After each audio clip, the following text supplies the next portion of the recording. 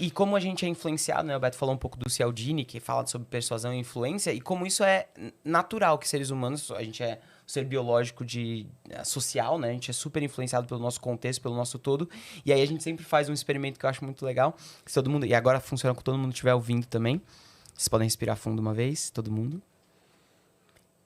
E agora eu queria que vocês percebessem que tem um gosto na boca de vocês agora, que vocês não estavam percebendo antes, mas agora tem. E ele é um gosto que, se você não tivesse falado nada, talvez vocês tivessem seguido a vida agora, sem perceber. E mais do que isso, a palma do pé de vocês tá mais suada do que vocês tinham percebido que estaria.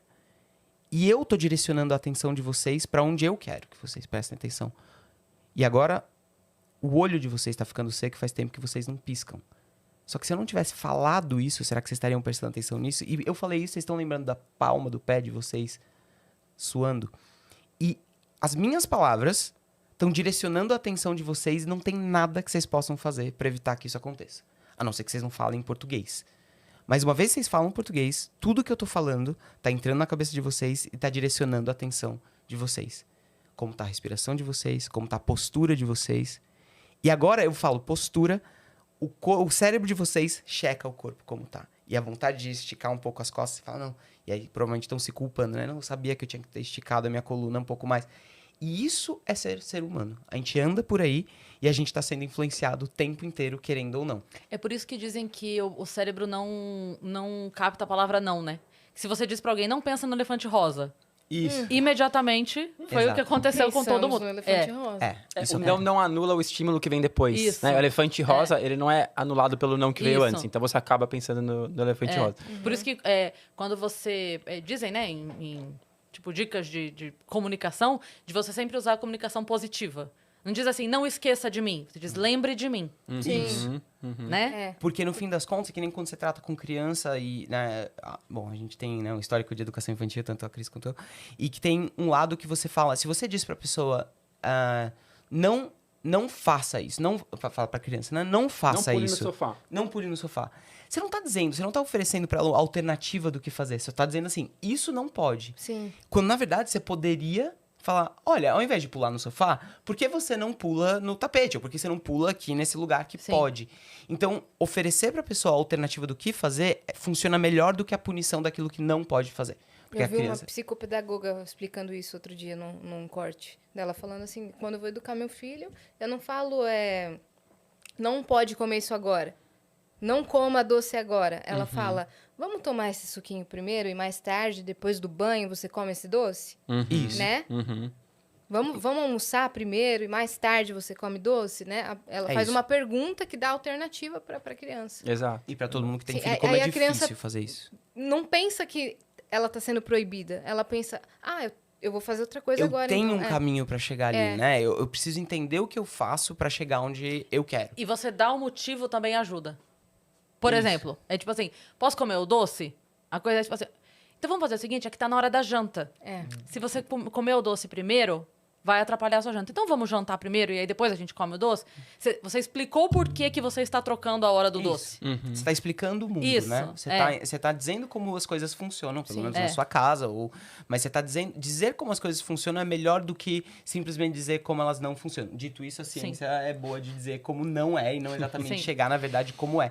Mas são questões... É que a gente aprende naturalmente a usar, o que a gente chama isso na psicologia de controle aversivo, né? Quando você diz não, quando você pune, esse tipo de coisa, cai dentro de um sistema de controle de comportamento que ele é aversivo porque você está oferecendo uma punição para um comportamento que a criança fez ou que a outra pessoa fez.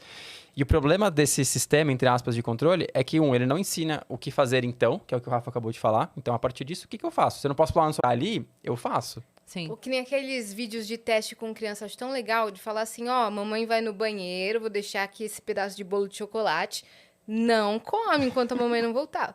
Combinado que você só vai comer quando a mamãe voltar do banheiro, e a criança fica assim. E olha, Aí ela vai ao banheiro e a criança Ela fica cheirando, né? cheirando. Aí às vezes fica falando sozinha, falando assim, mamãe falou pra não comer. é isso mesmo. Isso ajuda, sabia? sim. Você falar com você mesmo, Sim. A numa criança situação de fica autocontrole, falando. você fica, não, eu não vou comer esse A bolo, mamãe não. falou que quando ela voltar... A criança fica falando sozinha, acho tão fofo. Aí quando volta, aí a mãe, você não comeu. Né? E olha a Pode importância comer das agora. histórias, né? Quando você conta uma história né, essas histórias com moral e tal, que são super clássicas, né? O Chapeuzinho Vermelho não vai pelo caminho da floresta, Sim. onde tem... E a pessoa vai e olha o que pode acontecer.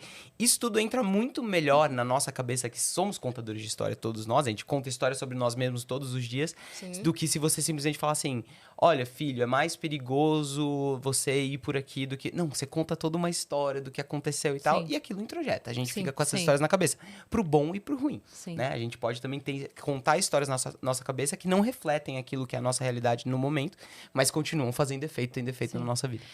Tem uma das coisas que eu não aprendi, não sei se foi no magistério ou na pedagogia, na faculdade, mas que eu lembro que falavam assim, que uma frase péssima para dizer para criança é o se eu pegar você fazendo isso de novo, ou seja, se você fizer e eu não pegar, Tá tudo bem? Olha que ótimo. entende? Olha a mensagem que você tá passando.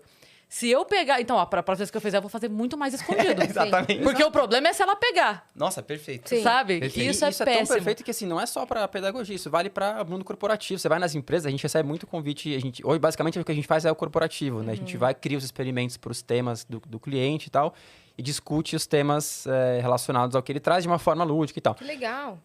Então a gente recebeu, por exemplo, esse ano muito convite para falar de temas de comportamentos de segurança, compliance, integridade, diversidade, enfim, segurança psicológica e tal. Home office, não. Home office também. Também a gente recebeu alguns também. Dificuldades de trabalho remoto e tudo mais. E aí, quando você vai nas empresas, o que você vê é que, normalmente, a maior parte das culturas das empresas são culturas coercitivas. Então, é isso. Sim. Olha, se eu não te pegar burlando esse indicador de vendas aqui, beleza. Se eu vi você parado, né? Tipo, se eu vi você sem Isso. trabalhar, Exato. se eu vi E aí você a mensagem que atrasando, você passa é, faça escondido. Exatamente. Porque, Exatamente. né, capricha na mentira. Enquanto ninguém descobrir, tá, É. beleza. E a gente tava falando sobre esse lance de conversar e de explicar e dar o contexto. Eu sempre brinco assim, que em viagem de avião, que sempre tem as crianças que dão trabalho no avião, né? Aí eu digo assim, a menos que seja um bebê e que não tenha a comunicação Linguagem. verbal, ok, que daí não tem o que fazer mesmo, tapa o ouvido, não tem como explicar, o bebê não entende e ou tal. crianças autistas. Ou a criança que tem alguma condição que impeça a compreensão. Exceto essas duas condições, eu não me conformo com a criança que entra no avião e vai descobrir lá o que está acontecendo. Não me conformo. Porque, assim, é 5 minutos de papo, gente, antes, sabe? Olha, nós estamos... É assim. Chegando lá, tem que botar o cinto. Por quê? Porque isso, aquilo. Tampa o ouvido não é só o seu, é todo mundo. Todo mundo tá sentindo igual. Vai subir. Quando chegar lá em cima, vai melhorar. Não. Pronto. É aquela coisa, né? Dá trabalho. E as pessoas não querem ter o trabalho. Chegando lá na hora, aí a criança já tá nervosa. Aí, obviamente, ela tá num ambiente totalmente novo. É apertado, é o cinto. Eu não posso ir no colo da minha mãe. A moça não deixa. Se eu não sento lá, o avião não sai. Tá todo mundo olhando feio.